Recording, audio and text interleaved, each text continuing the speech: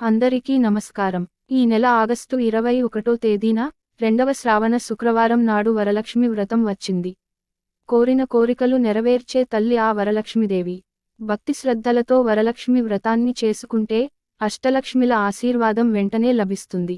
ఈ శ్రావణ మాసంలో ఎవరైతే వరలక్ష్మి వ్రతాన్ని చేసుకుంటారో అలాంటి వారి కష్టాలన్నీ వెంటనే తొలగిపోయి అష్టైశ్వర్యాలు సులభంగా కలుగుతాయి. అయితే ఆగస్టు 21 వరలక్ష్మి వ్రతం వచ్చేలోపు ముందుగానే పూజ సామాగ్రిని సిద్ధం చేసుకుని పెట్టుకోండి. దీనివల్ల మీ పూజలో ఎలాంటి లోపాలు లేకుండా అమ్మవారిని పూజించవచ్చు. వరలక్ష్మి వ్రతానికి కావాల్సిన ముఖ్యమైన పూజా సామాగ్రి ఏమిటి? ఏ సమయంలో వరలక్ష్మి వ్రతాన్ని ప్రారంభించాలి? పూజా విధానం అలాగే పాటించాల్సిన నియమాల గురించి ఈ వీడియోలో తెలుసుకుందాం. ముందుగా ఈ వీడియోకి ఒక లైక్ కొట్టి జై శ్రీరామ్ అని కామెంట్ చేయండి. స్త్రీలు సుమంగళిగా ఉండాలంటే తప్పకుండా వరలక్ష్మి వ్రతాన్ని చేసుకోండి. మీ భర్తకు మీ పిల్లలకు చాలా మంచి జరుగుతుంది. కాబట్టి ఆగస్టు 21వ తేదీన వరలక్ష్మి వ్రతం చేసే ఆడవారు ముందుగానే పూజ సామాగ్రిని తెచ్చుకుని సిద్ధం చేసుకోండి. వరలక్ష్మి వ్రతానికి కావాల్సిన ముఖ్యమైన పూజా సామాగ్రి ఏమిటంటే పసుపు, కుంకుమలు తెచ్చుకోండి. అలాగే ఒక చిన్న గంధం డబ్బాను కూడా తెచ్చుకోండి. అలాగే అమ్మవారిని పూజించడానికి గులాబీ పూలు మరియు తామర పువ్వులు ఏర్పాటు చేసుకోండి. ఈ రెండవ శ్రావణ శుక్రవారం వరలక్ష్మి పూజలో గులాబీ పూలతో అమ్మవారిని పూజిస్తే ధనపరంగా బాగా కలిసి వస్తుంది.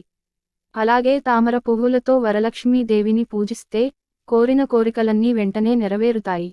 ఇక పూజకు వాడే తమలపాకులు, అరటిపండ్లు, వక్కలను కూడా సిద్ధం చేసుకోండి. అలాగే మీకున్న స్తోమతను బట్టి అమ్మవారి పూజలో పట్టు చీరను పెట్టుకోండి. లేదా ఒక జాకెట్ ముక్కను సమర్పించండి.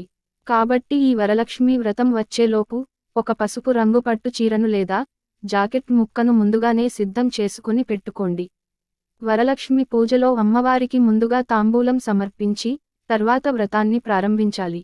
తాంబూలంలో 2 తమలపాకులు, 2 అరటిపండ్లు, 2 వక్కలు, పసుపు కుంకుమలు పెట్టి అమ్మవారికి తాంబూలం సమర్పించండి. అలాగే వరలక్ష్మి పూజలో పండ్లు ఉండాలి. కాబట్టి మీ పూజలో ఖచ్చితంగా పండ్లు పెట్టుకోండి. అలాగే సువాసనలగల అగరవత్తులు, ముద్ద కర్పూరం కూడా సిద్ధం చేసుకోండి. ఎక్కడైతే మంచి సువాసనలు వెదజల్లుతాయో అక్కడ లక్ష్మీదేవి తాండవిస్తుంది. వరలక్ష్మి పూజలో ఖచ్చితంగా చిల్లర నాణేలు పెట్టుకోవాలి. కాబట్టి 11 రూపాయలు బిళ్ళలు లేదా 21 రూపాయి బిళ్ళలను అమ్మవారి ముందు ఖచ్చితంగా పెట్టుకోండి. అలాగే అమ్మవారిని పూజించడానికి లక్ష్మీదేవి చిత్రపటం లేదా అమ్మవారి రూపును ముందుగానే సిద్ధం చేసుకుని పెట్టుకోండి. అలాగే పూజలో కలశం ఏర్పాటు చేసుకోవడానికి ఒక రాగి చెంబు, కొబ్బరికాయ, అలాగే చేతికి కట్టుకోవడానికి నోము దారాలు కూడా మర్చిపోకుండా తెచ్చుకోండి. అలాగే పూజ కోసం మట్టి ప్రమిదలు ఉపయోగిస్తే చాలా మంచిది. ఇక దీపారాధన చేయడానికి పత్తి వత్తులు కానీ తామరనార వత్తులను కానీ తెచ్చుకొని సిద్ధం చేసుకోండి. వరలక్ష్మి పూజలో ఆవు నెయ్యిని మాత్రమే ఉపయోగించాలి. అమ్మవారి పటానికి గాజుల మాల వేసి పూజిస్తే చాలా మంచిది. లేదా పసుపు కొమ్ములతో మాల తయారు చేసి అమ్మవారి పటానికి వేస్తే ఇంకా మంచిది. కలశం మరియు దేవతా పటాలు ప్రతిష్ఠించటానికి పీఠం తెచ్చుకోండి. అలాగే ఒక చిన్న లక్ష్మీదేవి విగ్రహాన్ని తెచ్చుకోండి. అమ్మవారికి పంచామృతలతో అభిషేకం చేస్తే కోరిన కోర్కెలన్నీ వెంటనే నెరవేరుతాయి. వరలక్ష్మి వ్రత కల్ప పుస్తకాన్ని కూడా మర్చిపోకుండా తెచ్చుకోండి. పూజ చివర్లో వ్రత కథను చదివితేనే మీ పూజకు సంపూర్ణ పుణ్యఫలితం లభిస్తుంది. వరలక్ష్మి పూజ సామాగ్రిని మొత్తం ఒకరోజు ముందుగానే సిద్ధం చేసుకోండి. ఇక ఆగస్టు 21వ తేదీన రెండో శ్రావణ శుక్రవారం నాడు వరలక్ష్మి వ్రతాన్ని చేసుకోవాలి. స్త్రీలు ఉదయాన్నే నిద్రలేచి ముందుగా ఇల్లంతా శుభ్రం చేసుకుని ఇంటి గుమ్మానికి పసుపు రాసి కుంకుమ బొట్లు పెట్టి మామిడి తోరణాలు కట్టుకోండి. ఈ వరలక్ష్మి వ్రతాన్ని చేసే ఆడవారు పసుపు రంగు, ఎరుపు రంగు లేదా ఆకుపచ్చ రంగు పట్టు చీరను ధరించాలి. పూర్ణాలు, గారెలు, బూరెలు, పరమాన్నం, పులిహోర, బొబ్బట్లు, చలిమిడి, వడపప్పు, శనగలు ఈ 9 నైవేద్యాలను అమ్మవారికి నివేదించాలి. అమ్మవారిని వివిధ రకాల పూలతో, నగలతో అందంగా అలంకరించి కలశం ఏర్పాటు చేసుకోండి. పీఠం పైన ఒక ఎర్రటి వస్త్రాన్ని పరిచి ఆ వస్త్రం పైన కొన్ని బియ్యం పోసి బియ్యం పైన కలశం పెట్టుకోండి. కలశానికి కుంకుమ బొట్లు పెట్టి నీళ్లు పోసి చిటికెడు పసుపు, కుంకుమలు కూడా వేసి కలశం పైన కొబ్బరికాయను పెట్టుకోండి. ఈ కొబ్బరికాయకు ఎర్రటి వస్త్రాన్ని చుట్టి కలశాన్ని పూలతో అలంకరించండి. కలశం పక్కనే అమ్మవారి రూపును ప్రతిష్ఠించుకోండి. అమ్మవారికి కుంకుమ బొట్టు పెట్టి మొదటిగా గణపతిని పూజించి వ్రతాన్ని ప్రారంభించండి. ఇక పూజ చివర్లో దారం కట్టుకోవడానికి ముందుగానే సిద్ధం చేసుకోండి. ఒక తెల్లటి దారాన్ని 9 పోగులుగా చేసి పసుపు రాసి పూలు కట్టి ఆ తోరాన్ని అమ్మవారి దగ్గర పెట్టుకోండి. ముందుగా పసుపుతో గణపతిని తయారు చేసి గణపతిని పూజించి వరలక్ష్మి వ్రతాన్ని ప్రారంభించాలి.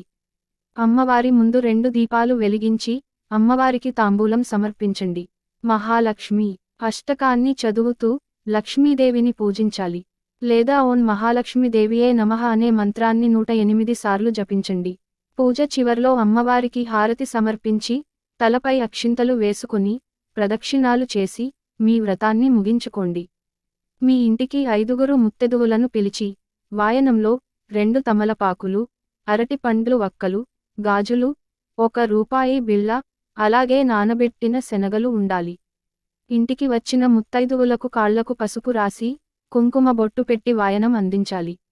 ఇంట్లో పూజ పూర్తయిన తర్వాత వెంటనే కలశాన్ని పక్కకు జరపకూడదు.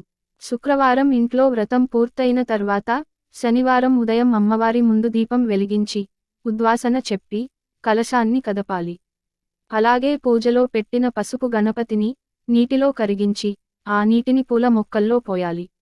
ఈ విధంగా వరలక్ష్మి వ్రతానికి సంబంధించిన పూజ సామాగ్రిని ముందుగానే తెచ్చుకుని వరలక్ష్మి వ్రతాన్ని చేసుకోండి. ఈ వీడియో నచ్చితే లైక్ చేసి ఛానల్ని సబ్స్క్రైబ్ చేసుకోండి.